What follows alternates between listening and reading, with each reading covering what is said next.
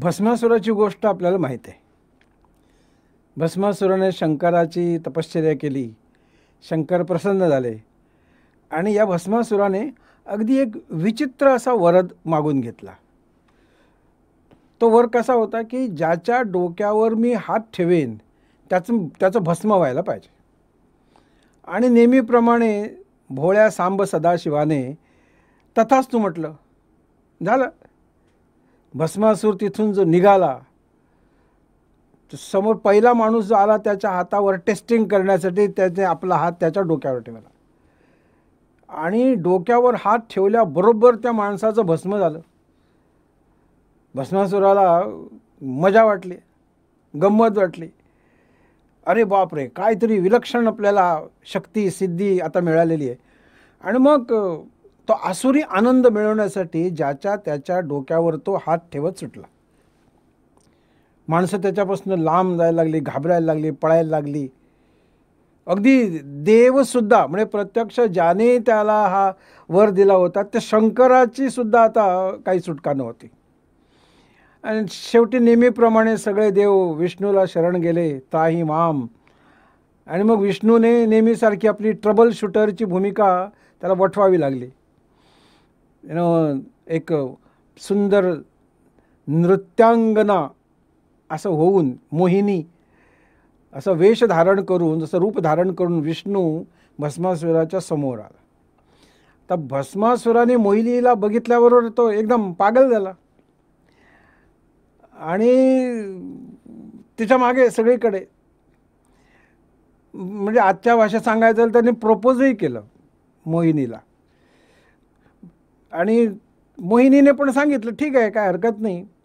पण तिनंही गाठ ठेवली. ते म्हणाले की हे बघ, मी जसं जसं नृत्य करेन त्या माझ्या प्रत्येक पदन्यास, हालचाली, माझे मुवमेंट्स, हे सगळं जसंच्या तसं तू जर केलंस तर तुझ्या प्रस्तावाचा विचार करायला हरकत नाही. भस्मासूर एकदम खुश झाला आणि आणि ठीक आहे. आणि मग मोहिनी नृत्य करायला लागले. जसे जशी मोहिनी नृत्य करत होती तसं तसं त्या मोहिनीचं हा भस्मासूर अनुकरण करत होता. तिचे फुटस्टेप्स फॉलो करत होता. सगळ्या जे हालचाली, हावभाव हे सगळं तो करत होता. आणि असं तो नृत्यात गुंग झालेला असताना, म्हणजे सगळं आजूबाजूचं सगळं विसरून गेला देहभान, अशा एका बेसावध क्षणी मोहिनीनं आपलाच हात आपल्या डोक्यावर धरला. भस्मासुरानं त्या एका धुंदीमध्ये, नशेमध्ये त्यानं सुद्धा आपला हात आपल्या डोक्यावर धरला. ज्या क्षणाला भस्मासुराने आपला हात आपल्या डोक्यावर धरला त्या क्षणाला तो जो वर मिळाला होता तो बुमरँग झाला. आणि त्या याच्या वराप्रमाणे ज्याच्या डोक्यावर हात धरणार त्याचं भस्म व्हायला पाहिजे असं त्याने म्हटलं होतं. आपल्याच डोक्यावर त्याने हात आता धरला होता आणि त्याचं भस्म झालं. ही एक गोष्ट. दुसरी गोष्ट आपल्या माहितीची आहे ते मिडास राजाची. ही आपल्या देशातली नाही. मिडास नावाचा राजा होता. त्याने ईश्वराला प्रार्थना केली आणि वरदान मागितलं. आणि त्याने काय वर मागितलं, मी ज्याला हात लावेन त्या वस्तूचं सोनं व्हायला पाहिजे. त्यालाही तसा मिळाला वरदान, तथास्तु.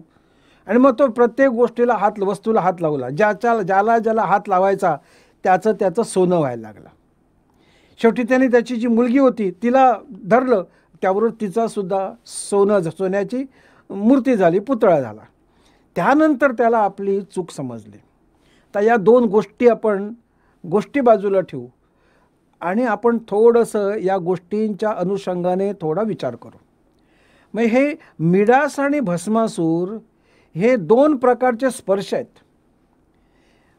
ज्या ठिकाणी मिडासचा स्पर्श होतो त्याला इंग्रजीमध्ये मिडास टच पण म्हणतात.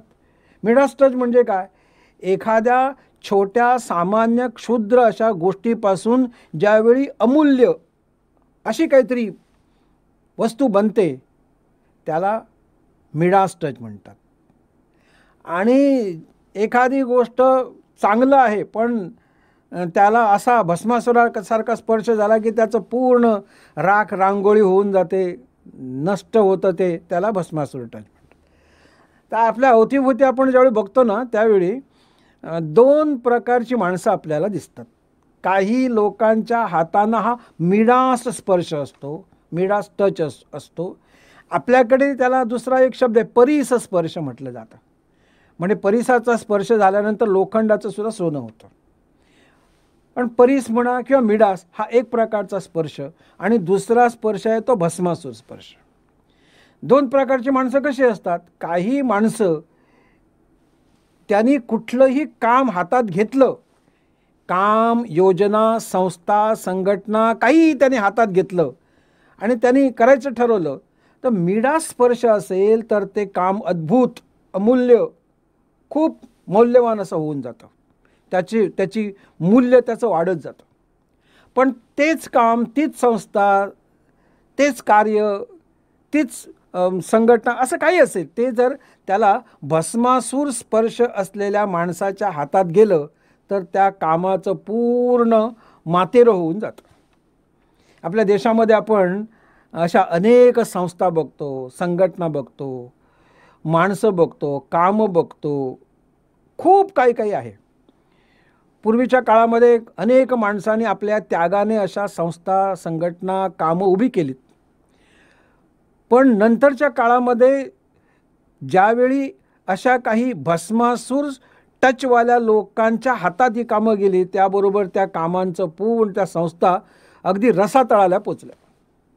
आणि ज्या ठिकाणी काहीही नव्हतं, अक्षरशः ज्याला आपण स्क्रॅच म्हणू असं होतं, शून्य होतं, असं ज्यावेळी या मिडास स्पर्शवाल्या लोकांच्या हातात असं काम गेल्यानंतर त्याच्यातनं त्या शून्यातून विश्व निर्माण झालेलं आहे. अशा दोन्ही प्रकारची उदाहरणं आपल्याला आपल्या देशामध्ये, आपल्या गावामध्ये, आपल्या अवतीभोवती आणि जगामध्ये सुद्धा अशी उदाहरणं आपल्याला बघायला मिळतात. त्यामुळे शेवटी प्रश्न असा आहे की तुमच्या हातांना कोणत्या प्रकारचा स्पर्श आहे?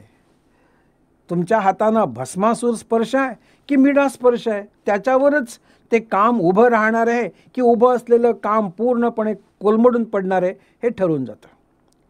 काही 2-4 उदाहरणं आपण बघू. एक उदाहरण आहे वर्गीस कुरियनचं. वर्गीस कुरियन यांनी दुग्ध या विषयाला त्यांनी हात घातला आणि आज आपण बघतो की वर्गीस कुरियनच्या निमित्तानं आपल्या देशामध्ये श्वेतक्रांती झाली. दुधाचं मोठ्या प्रमाणामध्ये उत्पादन दुधाचं वाढलं. त्याचं सिंहाचा वाटा या सगळ्या याच्यामध्ये हा वर्गीस कुरियनचा आहे. डॉक्टर स्वामीनाथन यांनी शेतीमध्ये अनेक अशाच प्रकारच्या काही नवीन गोष्टी, नवीन प्रयोग, नवीन कल्पना राबवल्या आणि डॉक्टर स्वामीनाथनच्यामुळे शेतीमध्ये खूप मोठं बदल झाला, परिवर्तन झालं. आपण ज्या कोकण रेल्वेचा नेहमी उपयोग करतो, हे याच्यामधले आर्किटेक्ट अत्यंत महत्त्वाचे त्या श्रीधरन, इंजिनियर श्रीधरन. मेट्रोसुद्धा त्यांनीच नंतरच्या काळामध्ये उभी केली होई. मग या श्रीधरनजींचा या रेल्वेला, या सगळ्याला हात लागला आणि एक जाळं, रेल्वेचं जाळं, मेट्रोचं जाळं आपल्या देशभरामध्ये आपल्याला बघायला मिळतं. असंच आपल्याकडे निवडणुका व्हायच्या पूर्वी, पण त्या पूर्वीच्या निवडणुकांच्यामध्ये किती प्रकारचे अपप्रचार, किती प्रकारच्या अपप्रवृत्ती असायच्या आपण सगळं जाणतो. अजूनही त्या काही सगळ्याच्या सगळ्या निवडणुकीची प्रक्रिया खूप चांगली आदर्श झाली असं नाही, पण याच्या पूर्वी निवडणुकीसाठी येणारा खर्च, निवडणुकीच्या निमित्तानं सगळं चालणारं अनेक गोष्टी, अनिष्ट, हे सगळं चालायचंच. नियम होते, कायदे तेच होते, त्याच्यामध्ये काही बदल झाला नाही. पण ज्या क्षणाला TN शेषन यांनी मुख्य निवडणूक आयुक्त म्हणून हातामध्ये सूत्र घेतली, त्यांनी त्यावेळेला असलेल्या कायद्यांचाच उपयोग करून, म्हणजे त्याला म्हणतात it did not have the teeth and clause, त्याला जे नखच नव्हती त्या कायद्याला किंवा त्याला दातच नव्हते, अशा तो कायदा TN शेषनच्या माध्यमातून त्या कायद्याला आता नख प्राप्त झाली, दात प्राप्त झाले. आणि आज आपण बघतो की 20-25 वर्षापूर्वींच्या निवडणुका आणि आत्ताच्या निवडणुका याच्यामध्ये खूप अंतर, खूप बदल, खूप फरक पडलेला आहे. अजून सगळं काही आदर्श झालेलं असं नाही, पण बऱ्याच मोठ्या प्रमाणामध्ये Seshan was responsible for this change. Doctor Kalam, doctor APJ Abdul Kalam, ज्यांना संपूर्ण जगभर मिसाईल मॅन ऑफ इंडिया म्हणून ओळखले जातात, अशा डॉक्टर कलामांचं सुद्धा उदाहरण आहे. त्यांनी या इस्रोमध्ये, DRDOमध्ये त्यांचा परिस्पर्श, हातांचा परिस्पर्श लाभला आणि या क्षेत्रामध्ये आज आपण अंतराळ क्षेत्रामध्ये केवढी मोठी झेप घेतली हे आपण सगळेजण बघत आहोत. मिडा स्पर्श झाला तर शून्यातून विश्व निर्माण होतं. मिडा स्पर्श झाला तर शेणातून, मातीतून आणि राखेतून सुद्धा सोनं निर्माण होऊ शकतं. पण दुर्दैवानं हा जर भस्मासूर स्पर्श झालेला असेल तर मात्र हिरोचा झिरो व्हायला अजिबात वेळ लागत नाही. आपल्या आजूबाजूला अशी अनेक प्रकरणं आणि उदाहरणं आहेत. म्हणून आपणच ठरवायचं आहे आपल्या हातांकडे बघून, माझ्या हातांना कोणत्या प्रकारचा स्पर्श आहे, तो मेढा स्पर्श आहे की भस्मासूर स्पर्श आहे, आणि मग आपल्याला ठरवायचं आहे याच्यातला कुठला स्पर्श माझ्या हातांना कायमचा राहिला पाहिजे, याचा निर्णय आपणच घ्यायचा आहे.